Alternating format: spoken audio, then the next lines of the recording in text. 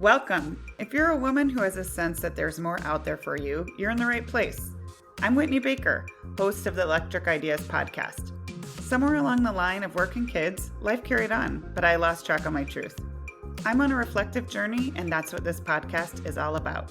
Each week, I interview a woman who is lighting her own path and offering others hope. Before our conversation ends, we'll share a reflective question for you to explore.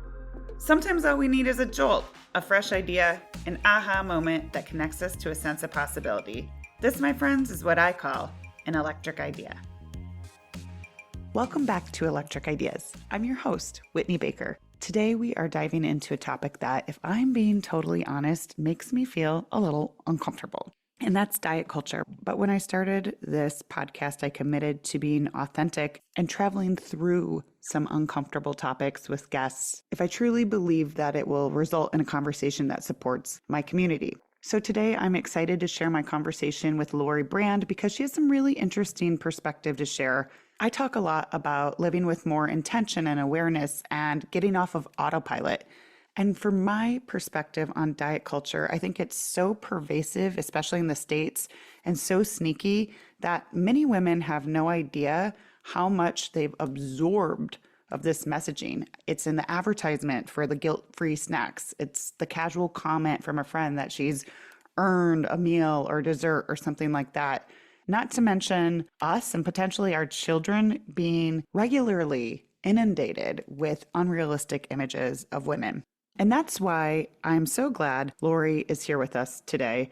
She's been deep in the body image trenches, first as a gymnast and dancer, then as a women's bodybuilder. And she's really seen firsthand how the pressure to conform can take over our lives. But she also found her way out and has perspective from the other side. We'll talk about her book called Bodies to Die For, which is a debut thriller that dives into the dark underbelly of diet culture in a way that is clever and funny, but also really highlights the grave costs and trade-offs associated with striving for some unattainable and unrealistic version of our physical bodies. I know this is going to be a thought-provoking episode, and for those of you who are mothers, I hope this episode gives you an opportunity to reflect on the messages around diet culture that you maybe absorbed when you were a girl and inspire you to make conscious language choices when it comes to how you talk about bodies and food in your own home.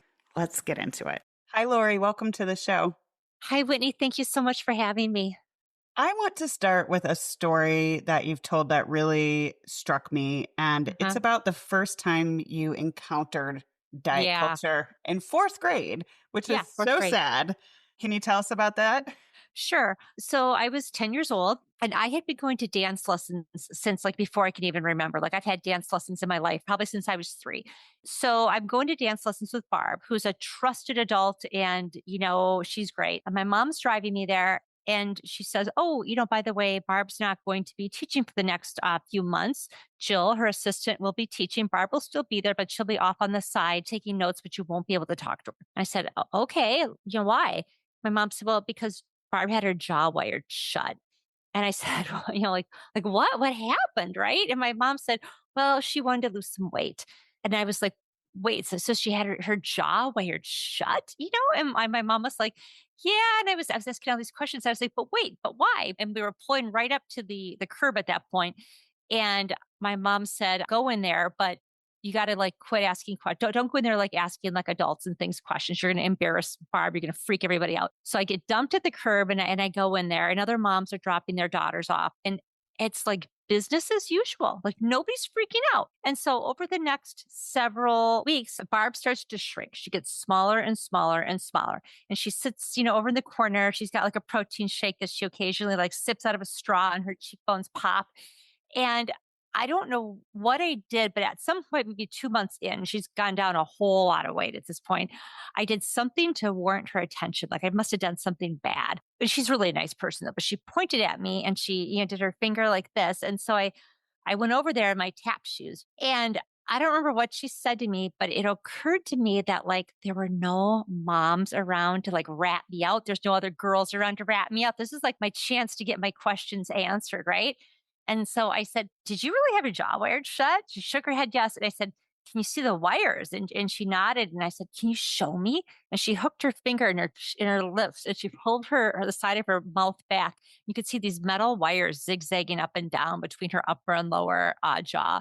And it left such an impact on me, that she did this to herself. And not only that she did it to herself, but that the whole world shrugged. That, it was so important to be thin that a grown woman would wire her jaw shut and the whole world would go along with it. It blew my socks off. And diet culture has been on my radar ever since. I love that juxtaposition of Yeah. this woman who's literally like inflicting pain on her Yeah. body and your childlike curiosity too and Yes. innocence. I want to share a quote by Roxane Gay that Okay. really feels like it meshes right in with what you're talking about. She says, diet culture is so insidious that it convinces us it's not a culture at all, but rather the natural order of things, that Yeah. pursuing thinness is the only way to be happy, healthy, and worthy. What's your reaction to that based on a lifetime in this Yeah, I think industry? I think it's very much the case, and it's gotten much better. I'd say in the last maybe 10 years or so, it's been much more on the radar. But back then, nobody even used words like diet culture or anything. I mean, this is just what it was. And the interesting thing is that I was a very thin kid, right? I was just a slip of a kid, and my mom and dad were actually really good parents. They never commented on my weight or what I looked like or anything other than to tell me to like comb my hair. They just didn't comment on what I looked like. But diet culture doesn't just impact people who are overweight, right? It impacts all of us, right? It impacted a 10-year-old. Her having her jaw wired shut had nothing to do with me technically, right? This is something that she wanted to do. She wanted to pursue it. But simply by my being there and by nobody saying anything, that had an enormous impact on me. So that was one of the things, in the book that I wrote, even though it's fiction and it's a thriller, I wanted to show how it impacts everybody. It impacts people who are thin and in shape. It impacts people who are overweight. It just impacts all of us. And I just really wanted to explore that.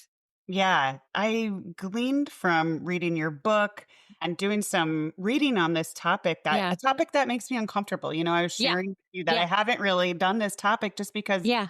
it's kind of a little depressing and it's very touchy. It's tricky. It's tricky. We're going to talk a little bit about your book, but I first want Uh-huh. to talk about kind of this tipping point Yeah. that you said involving American singer and rapper Lizzo that Yeah. kind of inspired you to finally write this Yeah. book. Yeah. Previously, before this, I had been writing articles for fitness magazines and things like this. So I was already, in the writing space and from a nonfiction perspective. And, I have like a side gig where I've been, teaching fitness classes and teaching yoga classes and things like that. And I've also been involved in bodybuilding. I've been in bodybuilding competitions and things. So I've always been really in this fitness space. But again, I've always had that diet culture on my radar. And then in January of 2020, Jillian Michaels was interviewed on BuzzFeed News, and she was asked what she thought about of Lizzo as a body acceptance role model.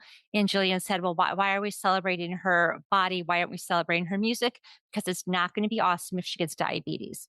And social media just blew up, right? It went absolutely nuts. And there were people who were calling for Jillian's head, like the healthy at any size movement was just down on Jillian, right? They were like, she's an awful person. She's fat shaming Lizzo. I also follow a lot of fitness influencers and bodybuilders, and all of those people were saying, we have to quit normalizing obesity. And the comments, like it was just crazy. And it got me thinking, what if this like online war, right? This very online war between these two sides, right? The fitness influencing and the healthy at any size. What if this clash moved offline, like into real life? What might happen? And then a few months after that, Adele had posted a picture of herself to Instagram for her birthday. And that's all it was. It was just a birthday picture, but it was really clear in the picture that she had lost a lot of weight. And the comments just filled up. Some people were saying that they were disappointed in Adele. They had looked up to her as a role model and that they were disappointed. They felt that she succumbed to diet culture. And then there were other people saying, no, it's really, really great that she's getting healthy. But at the end of the day, a woman ought to be able to post a picture of herself to Instagram and or to anywhere and not have the entire world judge her on what she looks like. It gave me like such an icky feeling. And I really wanted to explore it. And that's where this book was born from, was me trying to explore that. Like what might happen if these two warring factions encountered each other in real life. Well, you definitely capture it Yeah. well. So your Yeah. book is Bodies to Die For, and Yeah. it's inspired by these real life events from your days as a bodybuilder. May I mention Yeah. a Playboy model? Yeah. Your Mhm. various positions across the fitness industry. I want to acknowledge your desire to explore this complex dialogue Yeah. around body It's very positivity. complex. Yeah. What's the most hopeful message you hope women walk away with from your book? Yeah. So in my book, there's two different main point of view characters. So one is a bodybuilder. She's a bikini bodybuilder. She's a really fit person, but internally she has this what she considers fat Gemma inside of her, who was just always like she's always afraid fat Gemma's going to come back and wreck everything. And then Ashley is this overweight software engineer, and she has to deal with the way that the world judges her because she's overweight. And both of these women are really plagued by this diet culture. But if at the end, if you can shift your focus from trying to hit some external standard, from trying to please other people, right? Because I'm old enough that I've seen a lot, right? Beauty standards are always changing. Even in this day and age, right now, different people have different beauty standards. So you'll never ever please everybody. If you put your self-worth in somebody else's hands and you try to hit somebody else's standard of what beauty is, I don't think that you'll ever completely find fulfillment. So I think instead, if you can shift your focus from what you look like to instead getting strong, for me, that was like the answer. When I shifted my focus, and I still probably weigh about the same, but when I shifted my focus from trying to shrink, it's that shrinking mentality, to getting strong, which is a different mentality. It's a growth mentality, right? Instead of what you can't eat, you're more looking at like how you can nourish your body, how you can view your body as a partner. I want to treat my body well. I want to help it to grow. So I would say that my biggest take home point is shifting the message to getting strong. Whatever strong is for you.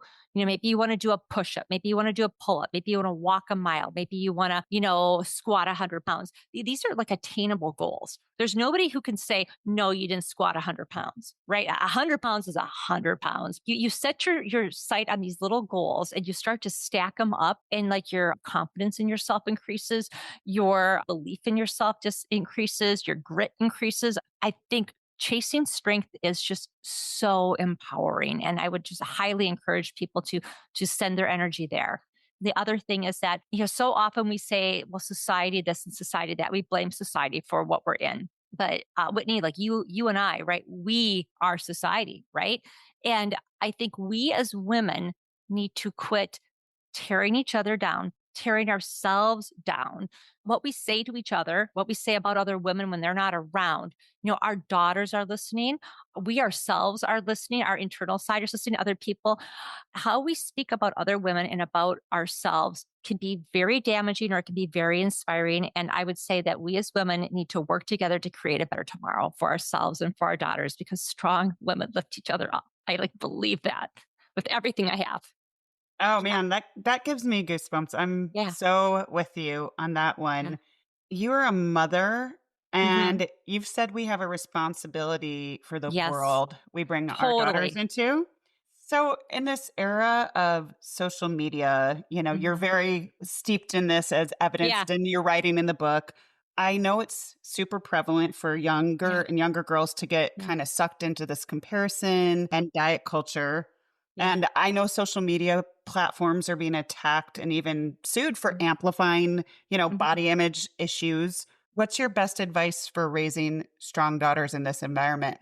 Okay, so at first I have to say that I only raised sons, so I will give that as a disclaimer. So I think that the house that you raised your children in, your parents have the biggest impact on you. Like when I saw that with my dance teacher, I think one of the things that has been very protective of me was that I had very good parents who never ever commented on what I ate. My parents always really focused on what kind of a person I was. If I was a good person, if I was curious, if I was treating others well. If you focus on things like that as a parent versus what somebody looks like, because I think it's going to be really hard to try to control what your kids see online. I really do. I mean, even from raising boys, right? It's very hard to, you can set limits, you can do this and that, but they find ways, right? So I think really as parents, you need to make sure that your daughters or your sons understand that they are good people, what they do with their lives, how they treat others, and you set examples for your children, right? You have good food in the house. You have healthy, I shouldn't even use the term good food, but I mean like healthy food. You've got like fruits and vegetables. You guys have dinner as a family, which, with like like a protein, a starch, and like some vegetables or whatever. You have these healthy dinners that would nourish your body, and you model that behavior. Even though I had boys, I was very cognizant of trying to model healthy eating behaviors, having healthy food around, trying to model good food behavior because it's how they grow up. It's what they start to view as normal and what they view as not normal. So that's what I would strongly encourage. Yeah. Hey, it's Whitney Baker from Electric Ideas, quickly popping into this episode because I'm wondering if you are someone who ever feels like life is pulling you in a million directions. Maybe you're feeling a bit disconnected, disappointed, or just frayed around the edges. If so, you are not alone, and I have a resource for you. I created a free 10 to Your Soul toolkit. It's a collection of simple, soul-nourishing practices designed to help you feel steady and self-connected, regardless of what's going on in the swirl of life. So if you're interested in snagging this toolkit, there's a link in the show notes from this podcast episode. Or if you want to just get a sense of what it's all about, you can go back a few episodes in the Electric Ideas podcast to episode 133, where I share a bit more perspective on these practices that are fairly consistent in my life and really support me. I know that life is full for many of you and that it can be a pain to click around and try to find things, especially when I want you to have plenty of time to read based on my conversation this week. So if you have any issues finding the link to the 10 to Your Soul toolkit, or you want me to send you a link to episode 133 of the podcast, or you just want to give me feedback and say hello, I'd love to hear from you. You can email me at whitney@myelectricideas.com. Okay, back to the episode.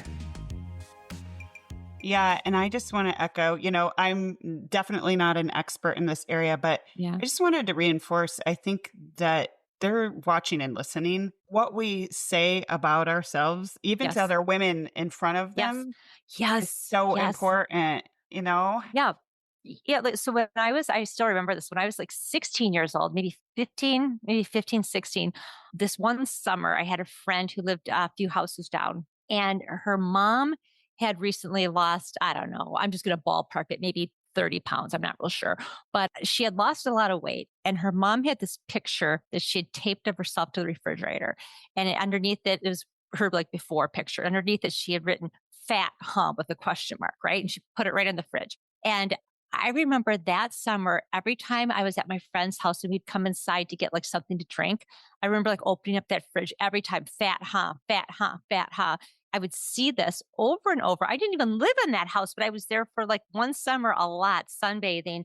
I was in a bikini, right? And my friend had an older brother, and he was a nice guy, but I was just really self conscious in that house. And I never, ever let anything cross my lips in that house other than Crystal Light. So that mom put that note there for her, right? She put that note there for her.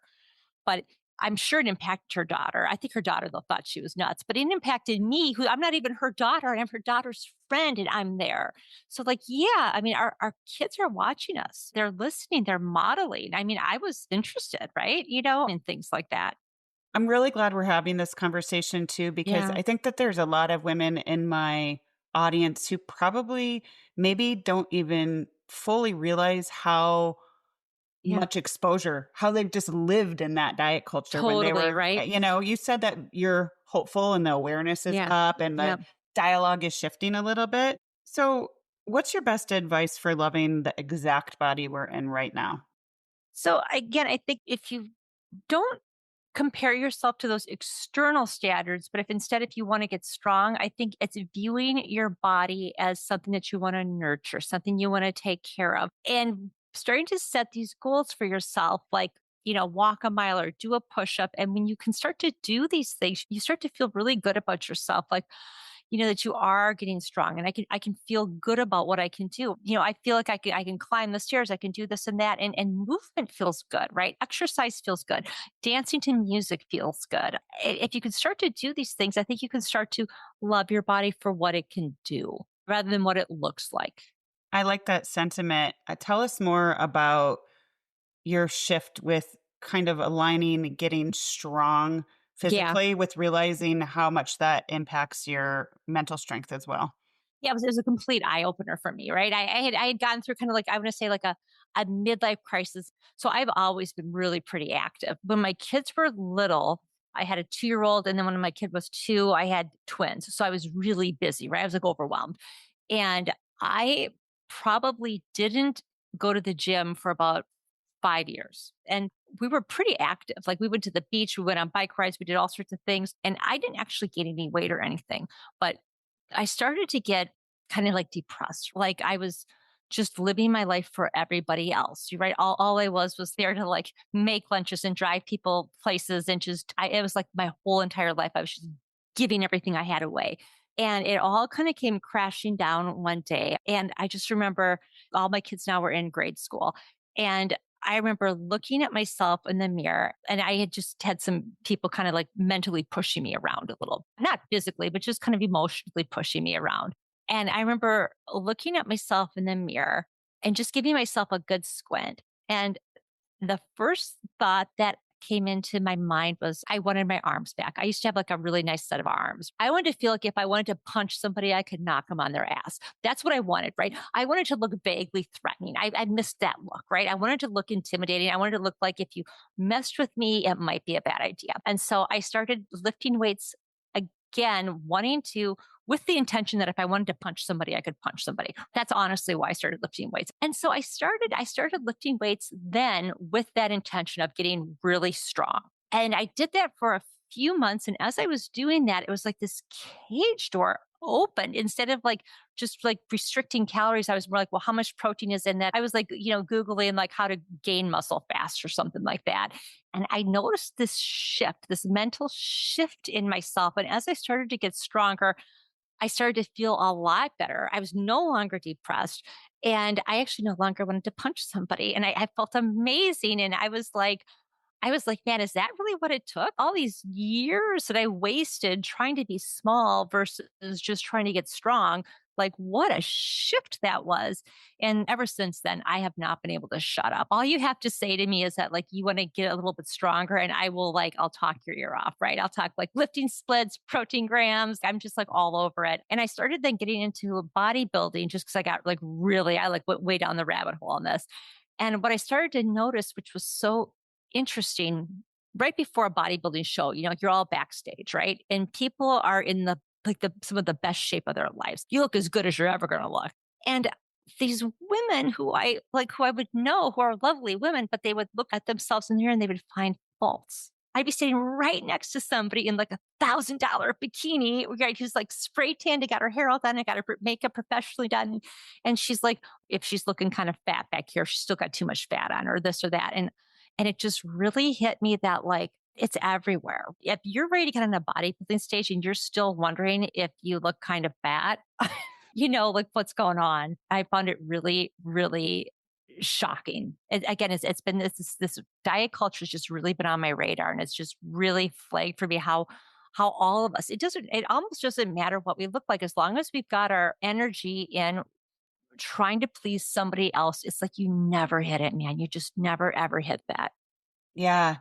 Ugh, that's so tricky to navigate. I mean, I Yeah. feel like I wanna be the friend who if someone Mhm. really is just having a down day and not feeling good about Mhm. themselves, they Yeah. feel like, yeah, they can be honest, I True. think, Yeah. however, what, like, upsets me, Mhm. 2 things. 1, how much time women are obsessing about this. Like, we need you to solve the world's most challenging problems. Like, I need Yeah. your light, I need your brain, I need your service, I need your Yeah. Yeah. gifts. Yeah. Yeah. And if we spent a percentage of time that women are obsessing about thinness on that, Mhm. it just makes me sad. I also, this is a personal opinion, I think it's boring. Like, if Mhm. I'm at a party and I'm meeting someone, for a Yeah. first time and they say Yeah. something self-deprecating about themselves, Yeah. it's like a Yeah. non-starter for me.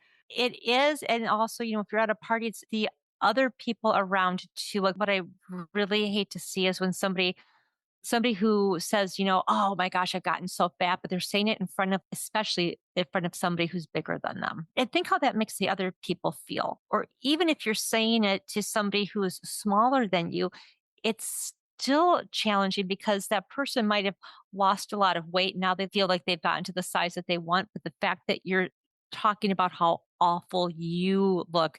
It's like that fat Gemma that's lurking in the background of their mind. But I don't want to discourage people from talking with their friends about it. You have to be conscientious of who you're speaking to and how you're framing it. Because I don't want to dismiss health, right? I don't want to dismiss health. Like in my book, the girl who is overweight, she ends up taking up boxing because she wants to punch somebody. She takes up boxing and she ends up feeling better. She ends up getting healthy. And she doesn't actually, in the book, she never actually loses any weight, or if she does, it's not mentioned. There's no nod, nod, wink, wink, or anything. That's never addressed. It's just the fact that she gets really good at punching people. Anyway, she gets stronger, like mentally for it. But yeah, I just would really like to see us. I don't want to discount getting healthy because it is important. I mean, your health is your wealth. If you're not healthy, it colors like every aspect of your life.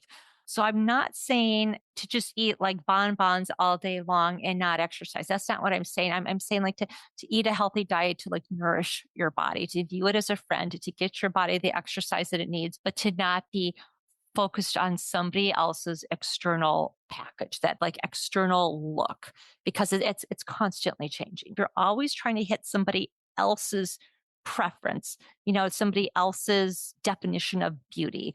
You just aren't going to hit it, right? You got to instead want to get strong. And it's what you define as getting strong. What is strong for you? I want to be able to walk a mile. I want to be able to run a mile, whatever that is for you. And as you start to string these things together, you find it empowering. I guarantee you, I'm not even selling programs or anything, but I mean, I'm telling you, I will guarantee you that if you start to get stronger and stronger, you will be empowered. Your mental health will go up. I believe that with everything I have. There's so many studies too that show that too. Yeah. I know you teach yoga now, you do a lot of Yeah. things. What's one positive way that you felt connected to maybe your sexuality and sensuality Mhm. that maybe you couldn't have felt if you didn't go through that part of your life? There's a few different things. One thing isn't a sexuality thing, but it's something that I really realized, that how you carry and present yourself and how you project yourself. Like if you're in a bad mood and if you don't want to go into work, but if you fake like you're in a good mood, you'll actually end up kind of becoming in a good mood. A lot of times you can trick yourself out of a bad mood into a good mood. I found that to be really illuminating. So like sometimes when I'm not in a good mood, I'll just fake it till you make it type of thing. I found that to be illuminating. There's one thing I want to make sure that we get to. I'm very interested in the relationship between your physicality and creativity. How does this play out now? Because I know that you wrote a book Yep. and you also are into movement. So tell us Yes. about that. Yeah. So I find that usually some of my best ideas come actually while I'm exercising. I think, you get the blood flowing, and I just have some of my best ideas that come, right? I think getting all that blood flowing to your brain, getting that movement going, it doesn't just nourish your body, it nourishes your mind, right? It nourishes your creativity. People sometimes say, getting in the flow or something like that, or listening to music. It certainly has helped. Yeah. What's your most important habit outside of writing that supports your writing habit? I would say still, I'm still going to say exercise, right? It's that discipline, right? I get up in the morning. Every morning I get up. The first thing I do is I exercise, and it puts me in a really great mood for the day. You feel like you can get things done. I have a day job, like Monday through Friday. I got to go to my day job, right? So I get up and I go to my engineer job. But then when I come home, I have those like it's 2 hours a night that I always devote, like at a minimum, to trying to work on my writing. It's that discipline that exercise helps you develop discipline. It really does, because you have to get these things in. If you want to fit exercise in, if you have to put the big pieces of your life in place first, right? So I put exercise, my real job, and writing. Like those are my big pieces that I put in place. And then the other things have to fit around them. And sometimes there are things that I can't do, that I'll turn down because it doesn't work with the big piece. Or sometimes I can make it work this way or that way. I will say also, I volunteer as a yoga teacher on Saturdays in the afternoon at a homeless shelter for women and children. And I find that doing that, it like somehow really replenishes me. Being able to help somebody else, I think, ends up filling your own cup. Whatever gifts that you have, and everybody has a gift, right? Everybody has something that they could do to help somebody else. That's beautiful. What's something the wisest version of Lori Brand knows to be true today about living and not being consumed by diet culture? I will say that I'm 55. So I've got some longevity here, right? So I've realized that those external things change, those external points change. You have to look within yourself. Even if we look even at our, what's gone on, even just politically, like in the last, 4, 5, 6 years, on the different standards change, right? Different what's okay, what's not okay. All these things will always change. So you really have to look inside yourself and say, am I being a good person? Is what I'm doing a kind thing to do? Is what I'm doing helping others? Is it helping myself? What do I want to do? What am I going to get satisfaction from? And being really honest with yourself. For me, I really wanted to write that book. I wanted to get that book out in the world. And I knew I would get a lot of enjoyment out of that. Whereas, like in my day job, I'm not really necessarily like really gunning to like get a promotion. And I know that about myself. If I tried to hit somebody else's definition of success, it might not be it for me. I kind of know what I want to do, and I know that that's okay. And it's okay to be the captain of your own ship, right? The master of your own soul, the captain of your own ship, and make these calls on what works best for you. In this area of really choosing to be our own ally on Hmm. our wellness journey, what's one question women could be asking themselves more? Is this really what I want? You might have this ideal in your mind, but I mean, is it really what you want? You have to really ask yourself what it is that you want. And then, whatever that is, start to put little pieces in place to get to whatever that is that you want. But it has to be self driven, right? If you're just trying to get your mom off your back, your boyfriend off your back, well, if you're just trying to get people off your back, then you're not finding like the joy in doing it for yourself and for what you want, right? That's somebody else's goals. And I don't think you'll ever be fully happy that way. Well put. Well, I know that people are going to want to find you and follow you Mhm. and read Okay. your debut thriller. So tell Yeah. us where we can look for you, Okay. Lori. Okay. So on Instagram, you can find me at Lori Brand Writes and Lifts. And then my website is just Lori Brand Writes. Great. Thank you so much for your time and energy. I'm so Yeah. glad you're here. Thank you so much for having me. I'm so glad you joined me today. If you're looking for more, feel free to connect with me on Instagram at @WhitneyWoman. And if you enjoyed the show, I invite you to support me by leaving a review or sharing it with a friend. Hope you have an inspired day.